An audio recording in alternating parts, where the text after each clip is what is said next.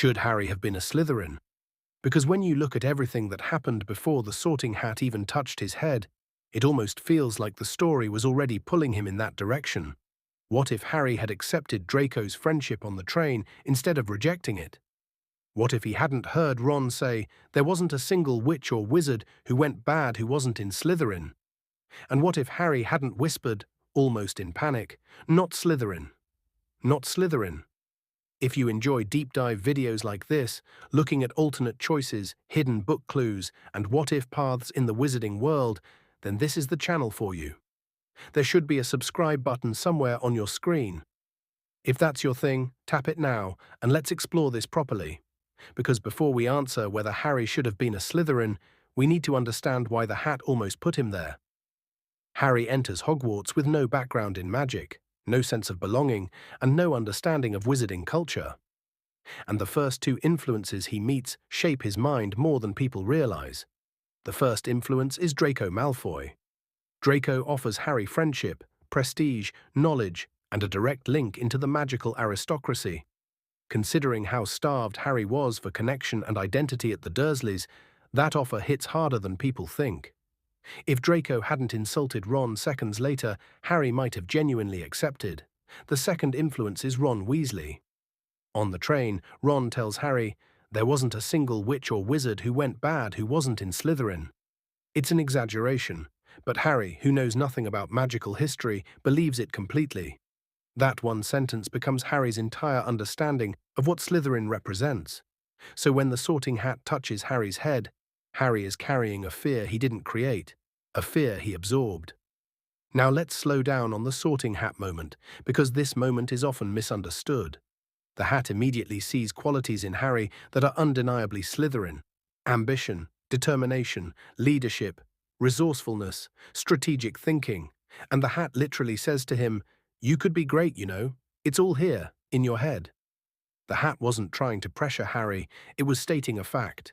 Harry had the potential to thrive in Slytherin. But then Harry panics. He thinks of Draco's arrogance. He thinks of Ron's warning. He thinks of Voldemort. And he begs, out loud, "Not Slytherin." This is the turning point, because the Sorting Hat doesn't just place you based on traits. It places you based on two things. 1. What you are. 2. What you could become in the right environment. So why does the Hat choose Gryffindor? Here's the deeper context. 1. Harry's desire not to be in Slytherin was real and intense. The Hat listens to choice when the choice is that emotional. 2. The Hat saw Harry already had a connection in Gryffindor, Ron. Friendship matters. The Hat sees emotional alignment. 3. Gryffindor shapes Harry into his best self, his courage, his compassion, his moral clarity. These traits need Gryffindor more than Slytherin. 4. Slytherin House at that time would have influenced Harry in dangerous ways. Not inherently evil, but filled with families loyal to Voldemort. At 11, Harry is too impressionable for that environment. But still, the clues that Harry could have been a Slytherin never disappear. Harry speaks Parseltongue, a direct connection to Salazar Slytherin. Harry breaks rules constantly, far more than Hermione and even more than Ron. Harry is cunning when needed, planning infiltrations, distractions, and escapes. Harry manipulates situations when the stakes are high, especially during the Horcrux hunt. Harry is fiercely loyal, a core Slytherin trait, and Harry naturally becomes a leader, something Slytherin House values deeply. Even Dumbledore later admits that Harry shares qualities with Tom Riddle. But what sets them apart are their choices. Before we reach the final answer, if you're enjoying this so far, do give the video a like. It really helps me keep making these and lets me go even deeper into the psychology behind these characters. Now, let's return to the question: should Harry have been a Slytherin? Here's what I genuinely believe. Harry had the traits of a Slytherin, absolutely. But he didn't have the heart of one. Slytherin would have given him ambition, but not warmth. Power, but not belonging.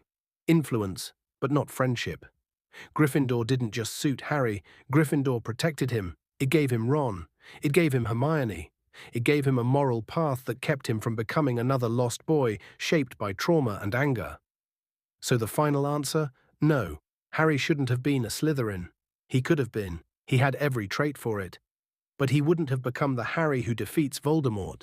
He wouldn't have become the Harry who chooses love and sacrifice. He wouldn't have become the Harry we know. On screen now, I answer, what if Harry had accepted Draco's friendship? It's the perfect continuation from this video, exploring how one moment could rewrite everything. Click it, and I'll meet you there.